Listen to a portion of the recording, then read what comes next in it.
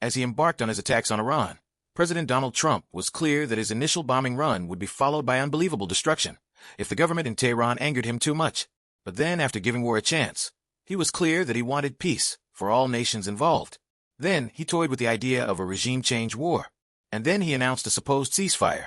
But then he got very mad on the internet that nobody was following his huffy ceasefire demands. Then he got really mad online again. And then who the hell knows? Even senior members of his own administration sometimes don't seem to know what to make of this Trumpian blitz of war and supposed peace.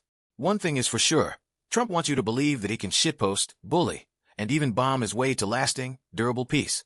For years, Trump has wanted to win a Nobel Peace Prize, and both in and out of office, he has routinely brought up the topic of this elusive honor, people close to him say. However, you do not need to take their word for it, largely because the president often complains in public and on the internet about not getting a Nobel Peace Prize that he can mount in his office.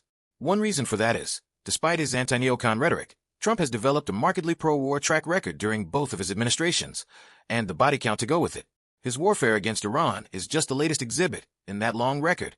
To this day, Trump still gets visibly upset when the issue is brought up in private conversations, according to a source who's discussed it with him recently in his presidency. And he will lament that he might have to save the whole world in order to win the prize this term. But even doing that, he believes, might not be enough to win over the Norwegian committee due to perceived anti-Trump bias. But even within Trump's second administration, which he packed full of yes-men, yes-women, and venal major heads, there is some degree of hurt feelings over Trump's attacks on Iran's nuclear sites over the weekend, even if no one expects this disappointment to lead to resignations or anything useful, rather than anonymous venting to reporters.